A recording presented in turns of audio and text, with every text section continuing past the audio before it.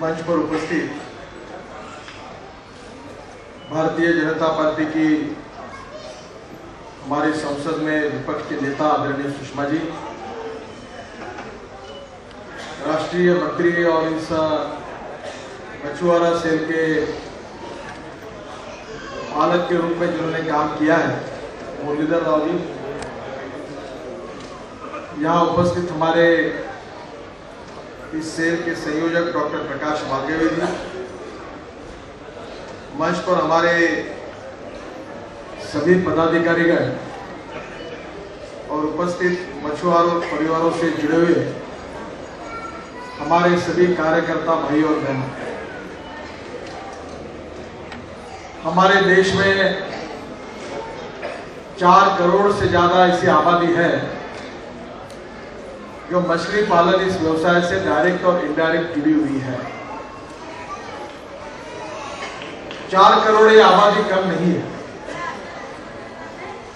हमारे देश में जो कृषि निर्यात होती है उसमें से 16% निर्यात जो होती है उसमें हमारे मछली पालन व्यवसाय का कंट्रीब्यूशन है। इतना बड़ा योगदान उसमें है। इन 4 करोड़ से ज्यादा लोगों की आज की हालत कैसी है? इसमें से 90% से ज्यादा लोग गरीबी रेखा के नीचे जीवन जी रहे हैं,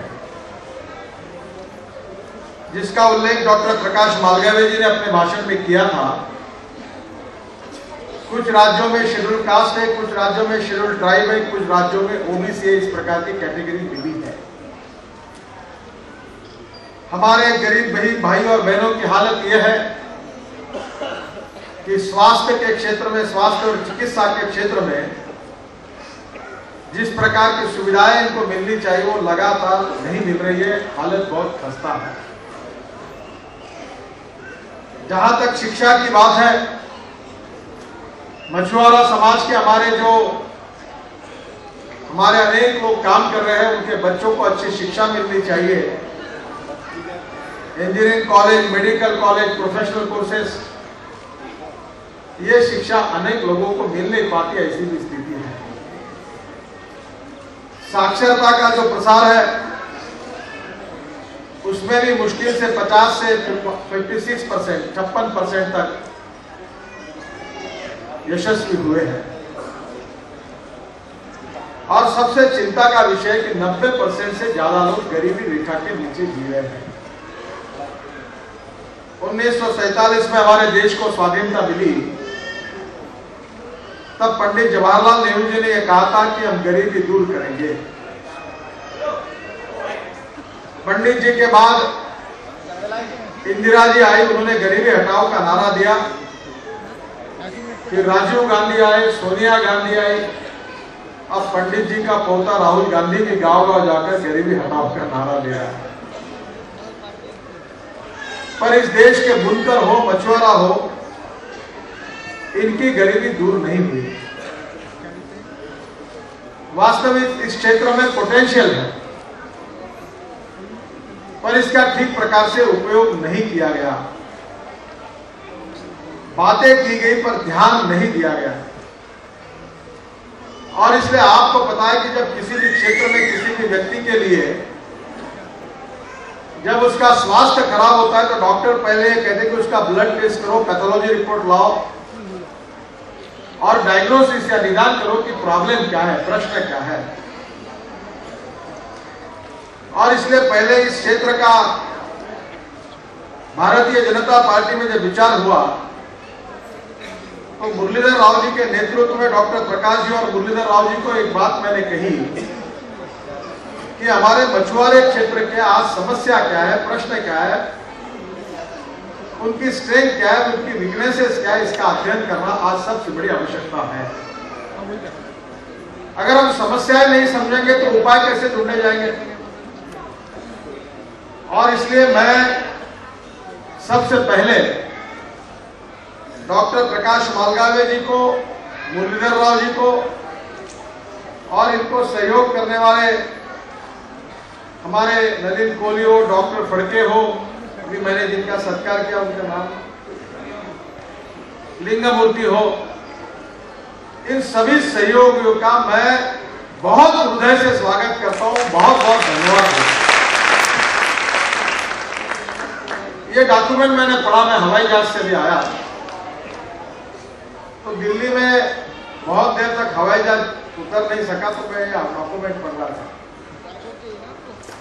मैं बड़े अभिमान के साथ कह सकता हूं कि स्वाधीनता के बाद हिंदुस्तान के इतिहास में हमारे मछुआरों बंधुओं के लिए क्या करना चाहिए, इसके बारे में सबसे अच्छा अगर कोई डॉक्यूमेंट बना है तो मुरलीधर राव और प्रकाश जी के नेतृत्व में बना हुआ ये डॉक्यूमेंट है।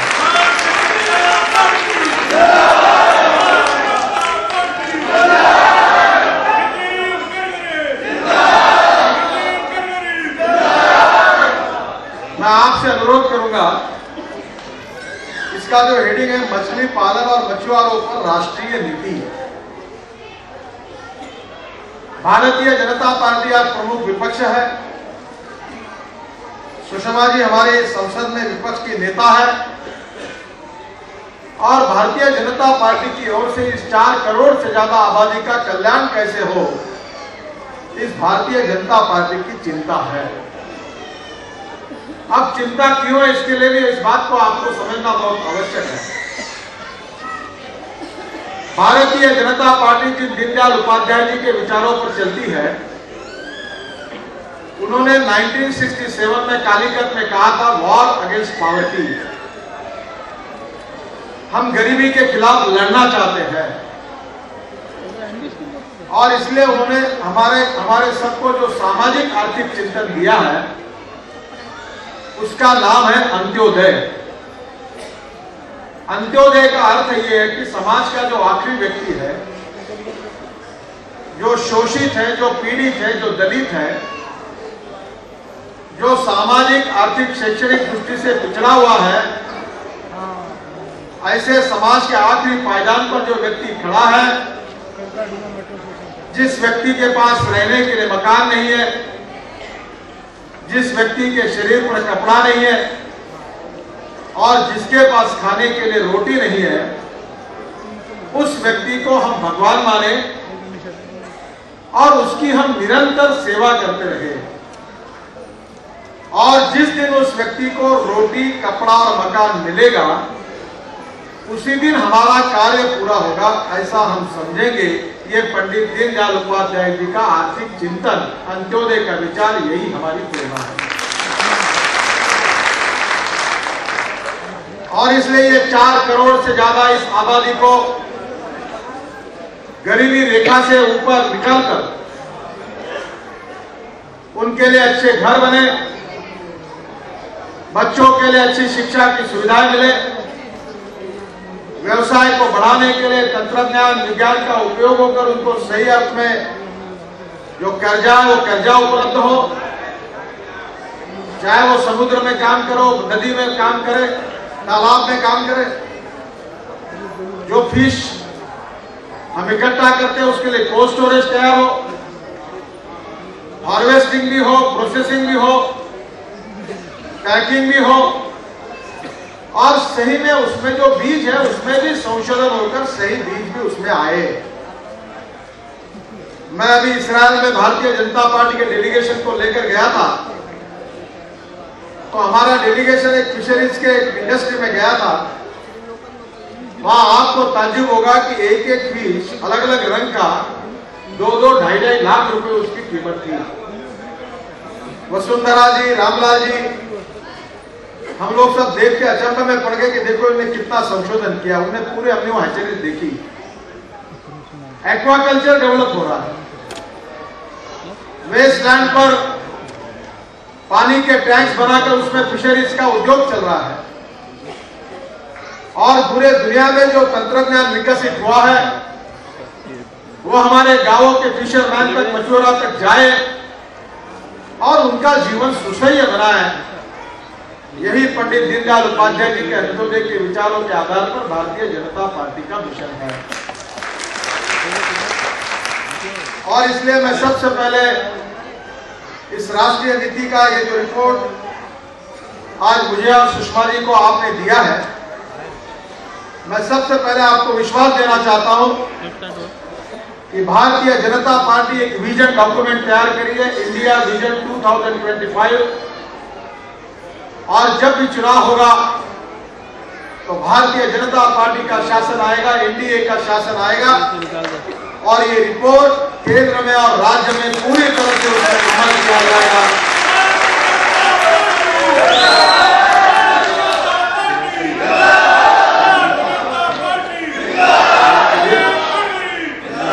मैं आपको इस बात के लिए वचन देता हूं। दूसरी बात मैं आपको बताना चाहता हूं कि इस रिपोर्ट में जो राज्य सरकार ने कार्य करने चाहिए उसके लिए हमारा गुड गवर्नेंस सेल है, जो अलग अलग डिपार्टमेंट के मंत्रियों को दिल्ली में बुलाता है, दिन भर का अध्ययन होता है। मैं प्रकाश जी और उनके सहयोगियों के साथ हमारे प्रदेशों के ये जो मछली पालन विभाग के जो मंत्री हैं उनको बुलाकर इस रिपोर्ट में जो बातें कही गई है उसका राज्य शासन भी अमल करेगा, ये भी आपको वचन देना चाहता हूं।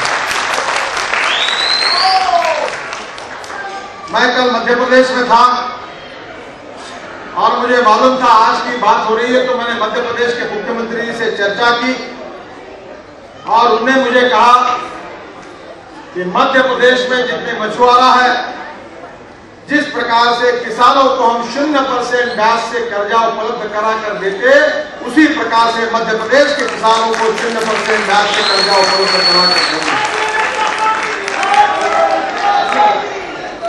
मछुआरों को, किसानों को जैसा मिलता है वैसे मछुआरों को भी 0% इंटरेस्ट से कर्जा मिलेगा। मैं आपको, सुषमा जी और मैं, हम दोनों यहाँ उपस्थित हैं और आपको वचन देता हूं कि हमारी सरकार आने के बाद स्वतंत्र डिपार्टमेंट ऑफ फिशरीज बनाया जाएगा। उसके लिए अच्छा प्रावधान रकम रखी जाएगी और हम ये कोशिश करेंगे कि ये व्यवसाय विकसित होने के दृष्टि से, इसमें निर्यात बढ़ाने के दृष्टि से, इसमें नए रोजगार निर्माण करने की दृष्टि से, चाहे समुद्र में हो, चाहे नदियों में हो, चाहे बांधों में हो, टेक्नोलॉजी है, विज्ञान है, तंत्र विज्ञान है, फिशरीज साइंस है, इसका उपयोग करके हम इन 4 करोड़ से ज्यादा आबादी को हम किसी भी स्थिति में 2 साल के अंदर गरीबी रेखा से बाहर निकालकर उनके जीवन को सुखमय बनाने की कोशिश करें।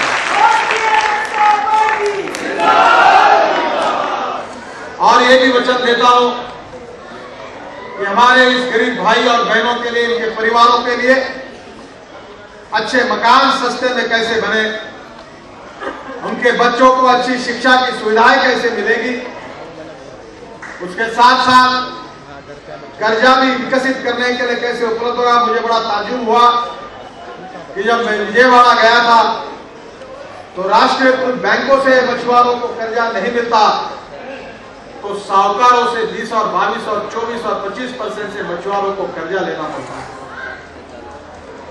जो हमारे नेट है, जो हमारी फास्ट मोटर बोट्स है, इसमें डीजल लगता है और समुद्र में 30 नॉटिकल मील के अंदर जाने के लिए अच्छी अच्छी बोटें लगती है, अच्छे अच्छे साधन लगते हैं।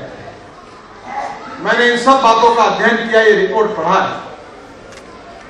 आपको जो जो सुविधाएं चाहिए, जो जो आपके लिए आवश्यक होगी, वो सुविधाओं के साथ आपको बोट लगेगी, नेट लगेगा, डीजल लगेगा, और ये खरीदने के लिए आपको बैंकों से लगभग 0% इंटरेस्ट पर हम लोग किस प्रकार से लोन मिलेगा, इस बात के लिए कोशिश करेंगे। हमारे अनेक शहरों में फिश मार्केट बनाने की आवश्यकता है। इसकी मार्केटिंग की अगर सही व्यवस्था होगी तो आपको सही रेट मिलेंगे। तो देश के अंतर्गत भी मार्केटिंग की अच्छी व्यवस्था होगी और जिस प्रकार से हमारे कृषि माल में 16% इस फिशरीज की व्यवसाय से जो हम फिश आज निर्यात कर रहे हैं, ये निर्यात बढ़ाकर मैं आपको विश्वास देना चाहता हूं कि हमारे मछुआरे बंधु ये देश के लिए करोड़ों रुपए का परकीय चलन डॉलर के रूप में दे सकते हैं। इसकी ताकत आप में है।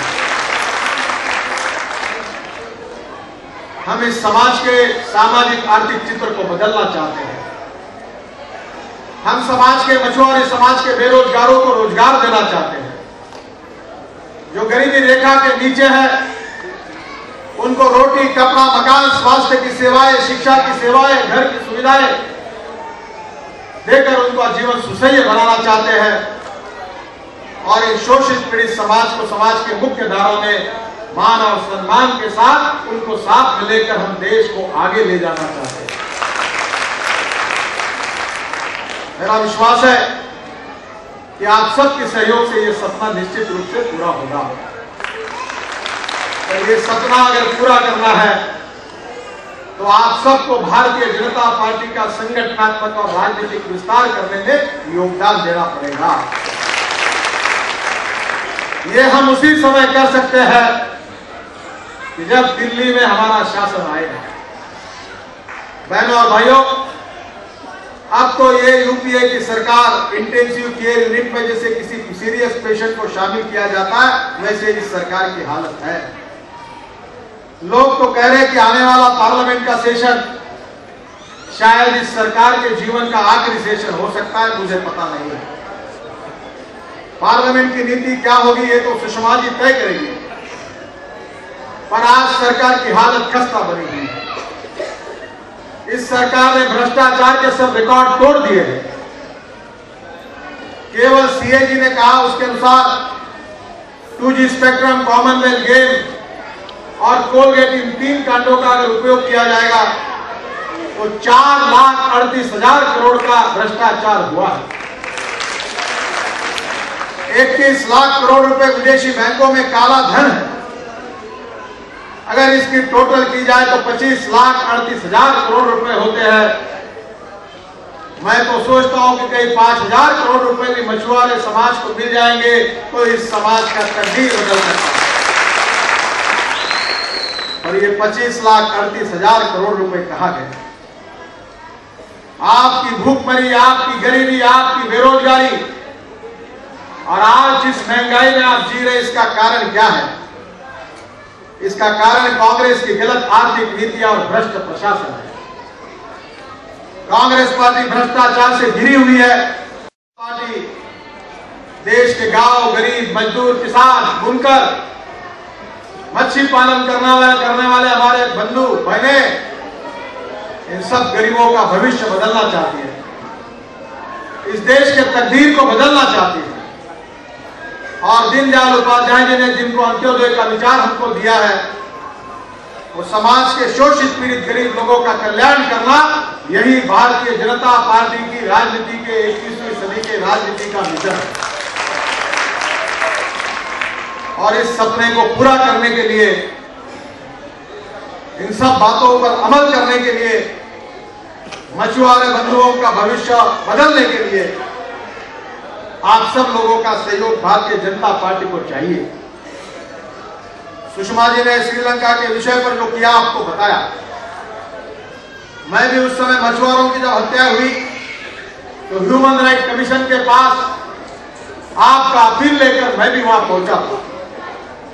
सुषमा जी तमिलनाडु में गई, श्रीलंका में गई, वहां उन्होंने आपकी बाजू रखी और श्रीलंका सरकार को कहा कि अगर मछुआरे आपके सीमा में आते तो गोली क्यों मारते हो, आप उनको अरेस्ट करिए। मैं सुषमा जी को धन्यवाद दूंगा कि उनके प्रयासों के कारण अब मछुआरों की जान बची है। हिंदुस्तान के राजनीति में विशेष रूप से दक्षिण के तट पर, श्रीलंका की सीमा पर हमारे मछुआरों की जान बचाने का काम इस देश में किसी राजनीतिक नेता ने किया है तो उनका नाम सुश्री सुषमा स्वराज है। इस बात का मुझे अभिमान है जो भारतीय जनता पार्टी के जिनकी हत्या हुई थी, उनके परिवार को उस समय सुषमा जी ने भारतीय जनता पार्टी की ओर से 1-1 लाख रुपए की मदद भी दी थी। हम सुख में दुख में आपके साथ हैं। हमारा खून का रिश्ता है। हम छुआछूत, जातीयता, अस्पृश्यता नहीं मानते। सामाजिक और आर्थिक न्याय को प्रतिबद्धता के रूप में स्वीकार करते हैं। इस समाज में कोई जात, पंथ, धर्म, भाषा और लिंग के आधार पर कोई बड़ा नहीं है, कोई छोटा नहीं है। हम सब एक समाज के अंग है। हमारा इतिहास, हमारी विरासत, हमारी संस्कृति एक है। हमारा खून एक है। हम एक भारतीय परिवार के अंग है। चाहे वो मछुआरा हो, चाहे बुनकर हो, चाहे कामगार हो, चाहे किसान हो, चाहे मजदूर, हम एक है। मेरा विश्वास है कि इसी भावना के साथ एक बहुत अच्छा ऐतिहासिक कार्य की आज शुरुआत हुई है। मछुआरों के जीवन के इतिहास में ये पॉलिसी डॉक्यूमेंट एक नींव का पत्थर होगा और मेरा विश्वास है कि हिंदुस्तान के मछुआरों का इतिहास बदलने के लिए ये डॉक्यूमेंट बहुत उपयोगी होगा। मैं फिर से एक बार डॉक्टर प्रकाश मालगावे जी को, मुरलीधर राव जी को, हमारे इस सेल के सभी प्रमुख लोगों को बहुत बहुत धन्यवाद देता हूं, बहुत बहुत अभिनंदन करता हूं। और आपके राज्यों में जाकर एक एक मछुआरों के घर तक पहुंचकर हमारी डिमांड क्या है, हम क्या करना चाहते हैं, इस विचार को प्रभावी रूप से पहुंचाने का कार्य आप सबके द्वारा आपके राज्यों में, आपके गांवों में आप प्रभावी रूप से करोगे, यह विश्वास व्यक्त करते हुए आप सबको बधाई देकर मैं अपना भाषण समाप्त करता हूं। धन्यवाद। जय हिंद। नमस्कार।